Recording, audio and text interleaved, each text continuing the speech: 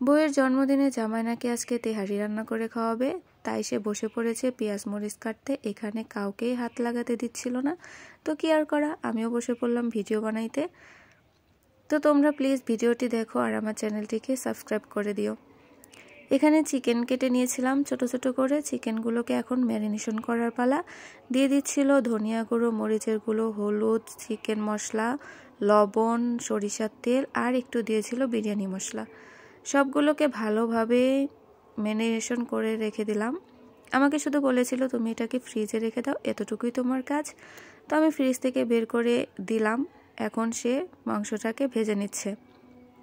সত্যি বলছে আমার জামাইয়ের হাতের রান্না অনেক বেশি মজা, আর ও যখন রান্না করে তখন খুব মনোযোগ দিয়ে রান্না করে, আর ও সব ময় মশলার পরিমাণটা খুব ভালো বোঝে, যেটা আমিও খুব একটা বুঝি না। তো এখানে মাংসগুলোকে খুব সুন্দর করে ভাজতেছে। এ তো দেখো কতটা ক্রিস্পি টাইপের হয়েছে।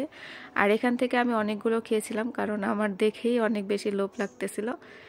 এখন তেল গরম করে এর মধ্যে দিয়ে দিচ্ছিল একটা মশলা, যেটা আমরা করেছিলাম রসুন, পেঁয়াজ, আদা আর কাঁচামরিচ দিয়ে।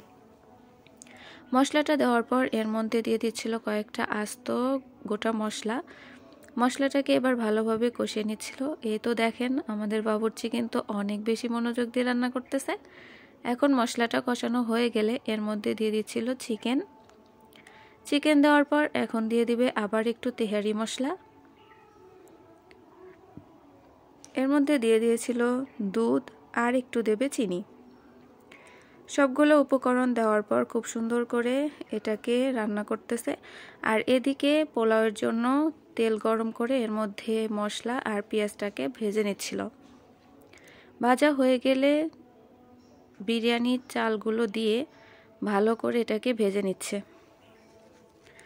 আমি একটু বাইরে গিয়েছিলাম, যার কারণে ভিডিওটা করা হয়নি, মাঝখান থেকে স্কিপ করে গেছে। তো তোমরা বুঝতেই পেরেছো কিভাবে বিরিয়ানির ভাত রান্না করে। তো সেভাবে করে ভাত রান্না করে এর মধ্যে দিয়ে দিচ্ছিল তেহারির মশলা। এই তো দেখো কতটা ডিলিশিয়াস হয়েছে, সত্যি বলছি এটা অনেক বেশি মজা ছিল।